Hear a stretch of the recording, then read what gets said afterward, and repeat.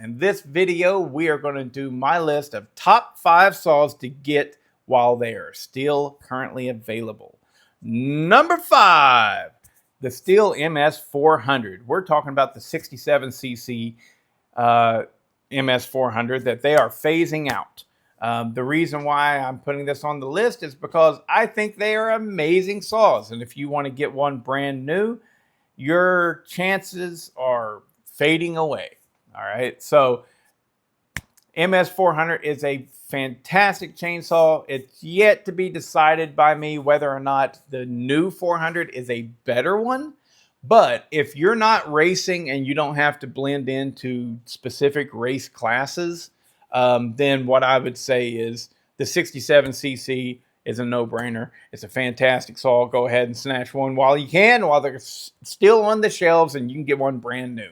So the MS400 is a fantastic saw. That's your number 5. Number 4 is going to be, and this is really going from one end of the spectrum to the other, the Portland chainsaw sold at Harbor Freight.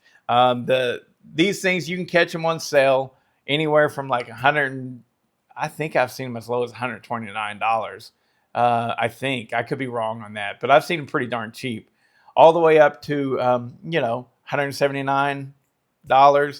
I have my Portland. I've actually, I don't know, probably 3 or 4 gas tanks I've ran through it. Even still, that's probably a stretch. I probably haven't ran that much through it, but I've went months at a time without ever starting it, and I pump it up and it fires up and it runs perfect. Mine runs perfect, and I've done nothing to it other than start it and use it. The Portland chainsaw is fantastic. Harbor Freight will, at a moment's notice, drop something and not utilize it anymore, not sell that product anymore. I don't know if the Portland chainsaw is going to go away. What I do know is it's freaking fantastic, and if you've been thinking about it, yep, I think you should get it while they're still currently available. You know, they're fantastic. Number 3, any, and I do mean any, professional Efco. You can still get Efco products brand new in the United States of America, right? Dealers regularly just fade away into the mist. It doesn't work out for them because we're brainwashed in this country to think that there's only 2 name brands that you should be getting. And that's either Stihl at the top or Husqvarna right beneath them. That's the most popular by a long shot, right? And everybody in this country, so many people, a lot of people, not everyone, tend to think that those are the only professional chainsaws out there. And it's like, that's not even the case. The Efco chainsaws, the professional stuff, is really, really nice. If you want to see what their professional saws are, okay, so if you go to myefco.com, you can see what they got going on. And you've got the MT5200, the 6300, the 6500, and the 6510. Now, the 6300 and the 6500, I think, no. The 6500 and the 6510 are exactly the same saw. The 6510 is going to have, I think that it's going to have a catalyst style muffler, right? And then it's also going to have like safety things on the carburetor. But anyways, what you can get in this country, not always a known reality, I should say. And so by that, I mean, you just got to hunt and search and try and find something. But anything that they make that's, they make some new stuff that is, I think, made in China. All right, so you've got to be careful. If it looks new and ultra futuristic and crap like that, my suggestion, that is not what I'm suggesting. I'm not suggesting stay away from that. What I'm suggesting is the known old school stuff, the MT5200, the called the 156, right? The 165, the 163. So there's a very specific pro line that they offer, and those are the ones that I am recommending because they're fantastic. They have a fantastic build quality. So there's that. Let's see what's next. The Efco CS680. This might be weird to a lot of you guys because they've never sold well. They've never been known to have any great performance or anything of the sort. They're kind of big. They're kind of heavy for only being, what is it, like 66.7 cc's. Call it 670, right? But what they are is fantastically rock solid, reliable saws. And you can still get those things brand new in many locations. You walk into almost any Efco dealer, they're going to have a 680 left over, still sitting there trying to sell it. And you know what? You can probably work a pretty good deal on them because they don't sell for shit. I mean, nobody wants to buy those things. And why? Because a handful of guys said they're not fast. And they're not. They're not fast, you know, but a lot of you guys that like your Pro Max and your home lights and anything old, you don't like fast anyways. So anyways, I think they're fantastic and they're super cheap for what they are. You can regularly get them for less than $700. And it's a 67 cc saw that ports up very nice. You know, you're not going to win races with it. They're not fast. We all know this, right? But they are good, strong saws and, you know, run a 28-inch bar, things, and have fun with it. And it's a brand new saw. And they're still on the shelves. All right, guys, I'm sitting here editing this video, and I know that the sound's not going to be so good and everything, but whatever. The point is I neglected to mention that, so Efco has already replaced the 4910 with the, what is it, 4920 or the 5020 or something. I don't know. And it's not as good. All right. There's nothing wrong with that saw, but that is clearly it's probably better than a homeowner grade semi-pro. It's a semi-pro. Anyways, but it's a clamshell design. That's the problem. The Efco 680 that I'm talking about is already replaced by the 7310, and the ones that you have the opportunity to buy are just leftovers. The 590 and the 620, they're going to go too. They're probably like the last holdout. I think that even the CS400 has a replacement now. I think they call it the 4010. I think, but the Efco is systematically replacing all their saws.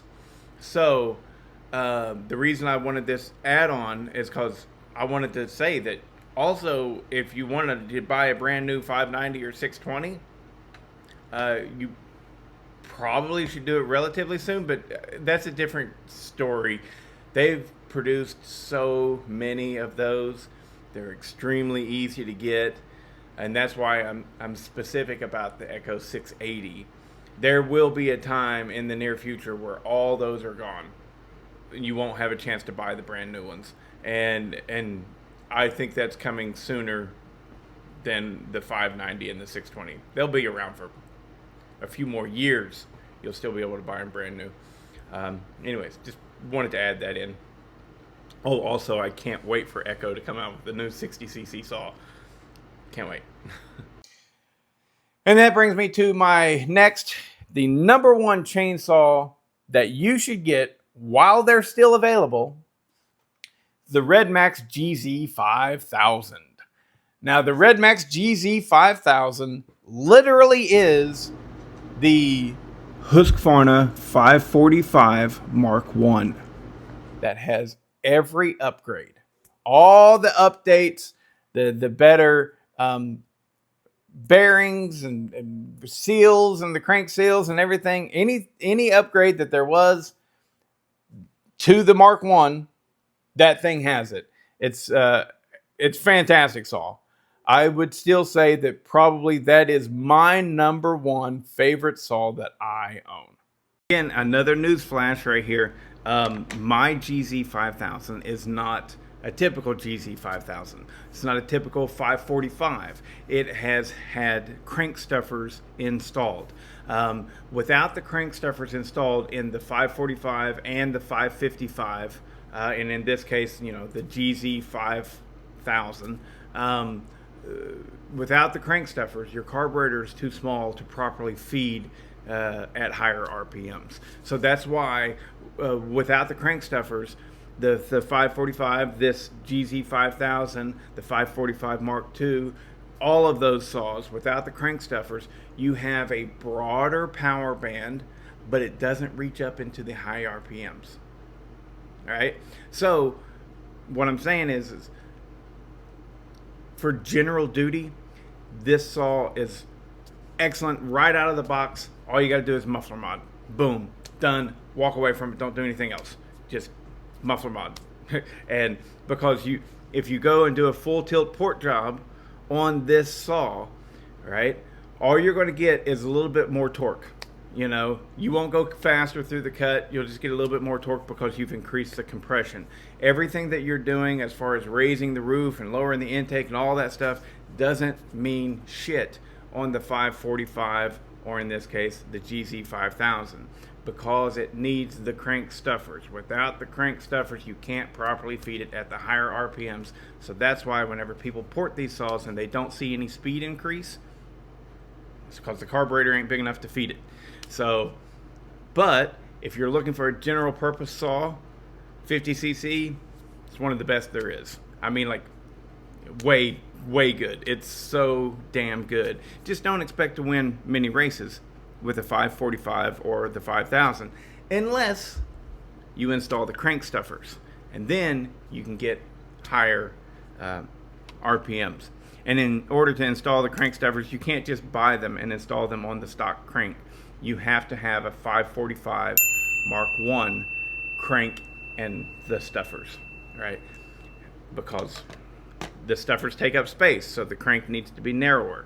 You could also take the GZ5000 crank and machine it to fit the stuffers, but we're getting a little lost in the weeds here. It's a great saw for anyone who wants to buy it, except for the person who's looking to win a race. You know, I mean, if I'm just going to go out and run a saw, I've got so many to pick from. But more times than not, it's that one. That's my go-to. If I need a saw to throw into my truck, that's the one that I grab and I throw into my truck. It's fantastic. They port up extremely well. That's not true. That's not true. They do not port up very well. But if you go overboard like me and you put crank stuffers in it, then they do port up extremely well. If you don't do the crank stuffers, I don't recommend a port job at all to them. I recommend just do a muffler mod, and they're amazing. You know, I mean, just do a muffler mod, and they're amazing. And you can still get them for $500 on eBay all day long. Now, if you guys, like, if people who are selling these saws on eBay see this video and go, yeah, Bodie says it's the #1 saw to get, let's jack the price. No. Don't buy it if somebody's asking $600 for it. F that. No, don't buy it. They're not worth that. I mean, they're worth it, but it's not going to be on my #1 get it while they last list, you know? The GZ5000 at the $500 mark is probably your best value that there is, period, in the chainsaw world. There's probably nothing more valuable or worth its money than one of the GZ5000s brand new for $500. Yeah. I feel lucky. I got both of mine. I got 2 of them. That's how much I like them. And one of them's in part because I shattered it. But anyways, I got both of mine for $400 back whenever they were still $400. All right. Honorable mentions to this list is the Redmax. What is it? The 4350? I think it's the 43cc that the Husqvarna offered the exact same saw as an orange version and called it the 543 XP.